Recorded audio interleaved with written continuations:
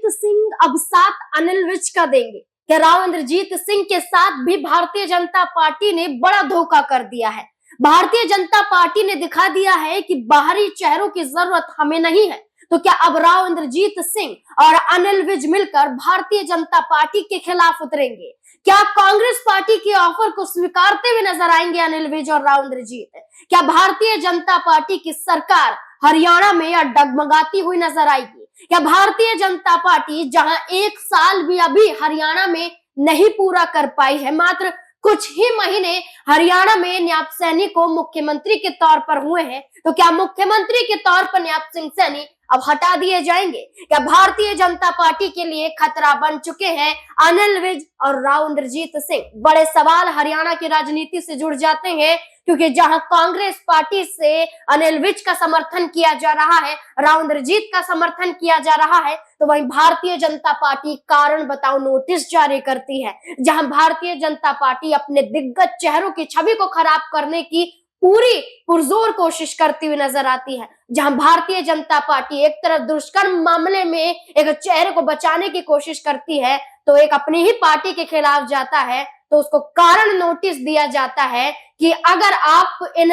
बातों से, इन कदमों से पीछे नहीं हटे तो हम आपको पार्टी से बेदखल भी कर देंगे। तो ऐसे में क्या भारतीय जनता पार्टी में बड़ी फूट पड़ रही है? क्या 2 गुट बन रहे हैं भारतीय जनता पार्टी में? एक तरफ न्याप सैनी का गुट तो दूसरी तरफ अनिल विज का गुट। क्या ये गुटबाजियां भारतीय जनता पार्टी को हरियाणा में नुकसान पहुंचा देंगी? सिराज मेरे साथ, मेरे सहयोगी मौजूद है, जानने की कोशिश करेंगे कि हरियाणा की राजनीति को लेकर अब क्या कुछ बड़ा बदलाव बीजेपी में देखने को मिल सकता है। सिराज, क्या लगता है?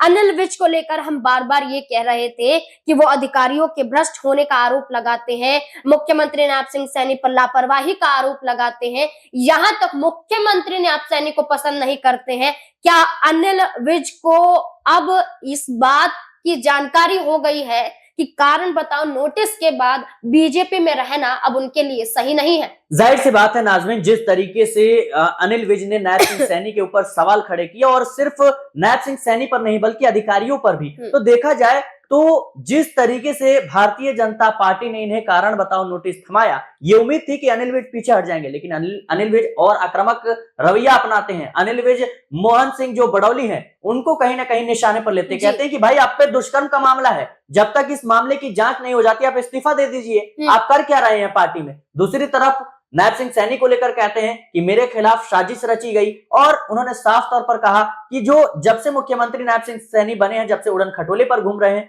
उसके बाद देखा गया कि निकाय चुनाव को लेकर बीजेपी बड़ा फैसला करती है। अंबाला में जो अनिल विज के समर्थक है, 32 जो समर्थक है, उनकी लिस्ट जाती है भारतीय जनता पार्टी के पास, लेकिन बीजेपी उनमें से सिर्फ 15 को टिकट देती है और बाकियों को नहीं देती है, और इससे गुस्से में आ जाते हैं अनिल विज। अनिल विज दबाव बनाते हैं, कहते हैं कि मैं ये लिस्ट होल्ड करवा दूंगा। मजबूरन जेपी नड्डा वो लिस्ट होल्ड करते हैं, उसके बाद फिर से उन समर्थकों को टिकट दिया जाता है। तो आप समझ सकते हैं कि किस तरीके का प्रभाव जो है अनिल विज का देखने को मिल रहा है। दूसरी तरफ देखा जाए तो राव इंद्रजीत, इनकी भूमिका नजर नहीं आ रही है, इनकी सक्रियता कम होती हुई दिख रही है, क्योंकि ये दोनों ही चेहरे मुख्यमंत्री पद के दावेदार थे। और देखिए राव इंद्रजीत कहीं ना कहीं बीजेपी की जीत में एक बड़ी भूमिका निभा चुके हैं, और उनकी बदौलत ही इस वक्त सरकार बनी है। अनिल विज भले ही कह सकते हैं कि 7 बार के विधायक हो, लेकिन एक पावरफुल लीडर जरूर है वो, लेकिन विधायकों का समर्थन अगर है किसी पे तो वो राव इंद्रजीत है, और अहिरवाल जो बेल्ट है वहां पर इनका प्रभाव काफी ज्यादा देखने को मिलता है। देखिए अहिरवाल बेल्ट ने तो विधानसभा का चुनाव जिता दिया भारतीय जनता पार्टी को, लेकिन निकाय चुनाव में राव इंद्रजीत के ही समर्थकों को दरकिनार कर रही है। यानी कि बड़ा चुनाव राव इंद्रजीत के चेहरे के सहारे, उनके समर्थकों के सहारे जीत लिया, क्योंकि सत्ता में आना था। क्या निकाय चुनाव में राव इंद्रजीत के समर्थक को यहाँ पर टिकट नहीं दिया जाता है? मानेसर सीट की बात करें तो सुंदरलाल सरपंच, जो मनोहर लाल खट्टर, जो पूर्व मुख्यमंत्री हैं हरियाणा के, केंद्रीय मंत्री मौजूदा समय में है, वो उनके समर्थक को टिकट दिया जाता है, लेकिन राव इंद्रजीत के समर्थक को टिकट नहीं दिया जाता है। साथ ही साथ आप देखिए कि प्रचार प्रसार करने के लिए इस सीट पर राव इंद्रजीत को उतारा जाता है,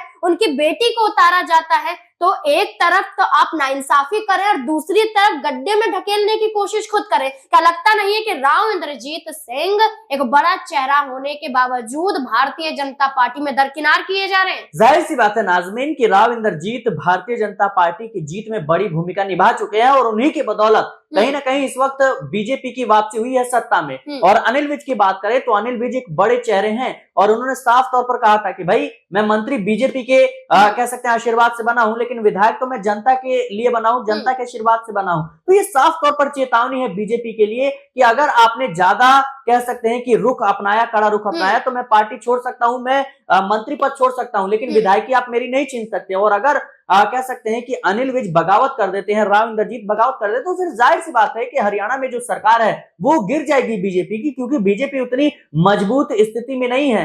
आप हल्के में बिल्कुल भी ना ले अनिल विज को या फिर राव इंद्रजीत को। जाहिर सी बात है कि कहीं ना कहीं इस बात की चर्चा लगातार हो रही है और बीजेपी में इस वक्त जो है कई राज्यों में जो हालत है नाजुक बनी हुई है। बिहार में देख लीजिए नीतीश कुमार नाराज चल रहे हैं, महाराष्ट्र में देखिए एकनाथ शिंदे, अजीत पवार नाराज चल रहे हैं, राजस्थान में देख लीजिए किरोड़ी लाल मीणा नाराज चल रहे हैं। उधर योगी आदित्यनाथ और मोदी के बीच जो कह सकते हैं कि एक लड़ाई है, एक संघर्ष, वो साफ तौर पर किसी से छिपी नहीं है। तो कहीं ना कहीं ये लगातार हमें देखने को मिल रहा है कि जिस तरीके से अनिल विज हो या फिर राव इंद्रजीत हो, कहीं ना कहीं ये जिस तरीके से बयानबाजी कर रहे हैं, जिस तरीके से इनके बगावती तेवर देखने को मिल रहे हैं, कहीं ना कहीं भारतीय जनता पार्टी में एक बड़ी फूट का आगाज हो सकता है। देखिए बिल्कुल, अगर बात करें तो यहाँ पर साफ तौर पर नजर आता है कि भारतीय जनता पार्टी बिखरी हुई नजर आ रही है और इसे समेटने की कोशिश नहीं की जा रही है, बल्कि और भी बिखराव मुख्यमंत्री नैप सिंह सैनी के जरिए देखने को मिलता है, जब अनिल विज और राव इंद्रजीत सिंह पर चुप्पी साध लेते हैं।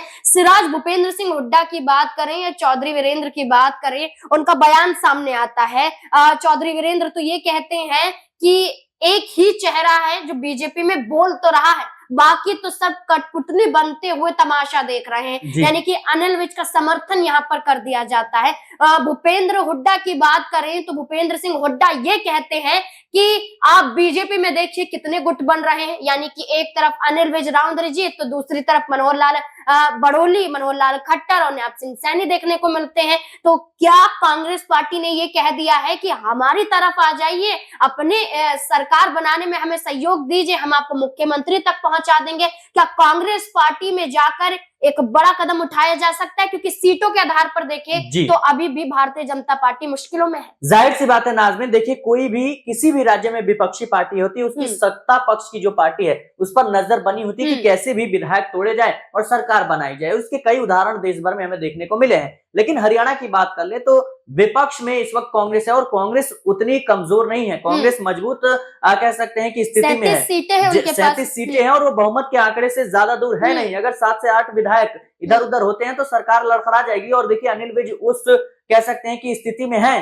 कि विधायकों को तोड़ सकते हैं। राव इंद्रजीत को आप बिल्कुल भी हल्के में नहीं ले सकते, कई सीटों पर उनका प्रभाव है। तो मुझे लगता है कि भारतीय जनता पार्टी को फिर से चिंतन मंथन करने की जरूरत है और इन नेताओं को फिर से कहीं ना कहीं आगे बढ़ाने की जरूरत है, वरना सरकार जो है वो लड़खड़ा सकती है। देखिए बिल्कुल, अहिरवाल बेल्ट की बात करें 10 से अधिक सीटों पर राव इंद्रजीत के समर्थक विधायक हैं और उनकी बेटी आरती राव सिंह तो कैबिनेट में मंत्री भी हैं। लेकिन ऐसे में राव इंद्रजीत सिंह का अपमान, अनिल विज को दरकिनार करना भारतीय जनता पार्टी के लिए मुश्किलों भरा सफर आने वाला हरियाणा में हो सकता है। ऐसे में कांग्रेस पार्टी लगातार भारतीय जनता पार्टी पर दबाव बना रही है। कांग्रेस पार्टी के जरिए निकाय चुनाव जीत का दावा किया जा रहा है कि निकाय चुनाव अब कांग्रेस पार्टी जीत कर रहेगी, क्योंकि भारतीय जनता पार्टी ने अपने ही चेहरों को दरकिनार किया, उनकी हाँ में हाँ नहीं मिलाई। और आज ये स्थिति है कि मुख्यमंत्री नैप सिंह सैनी को अब अपनी कुर्सी बचाने के लिए कहीं ना कहीं देखा जाए तो बड़ा कदम उठाने के लिए मजबूर होना पड़ रहा है, दिल्ली तक पहुंचना पड़ रहा है। अब देखना होगा कि आखिरकार हरियाणा में और क्या कुछ घटता हुआ देखने को मिल सकता है। आपको इस मुद्दे को लेकर क्या लगता है? अपनी राय कमेंट सेक्शन में जरूर दें। देखते रहे SPN9 न्यूज। धन्यवाद।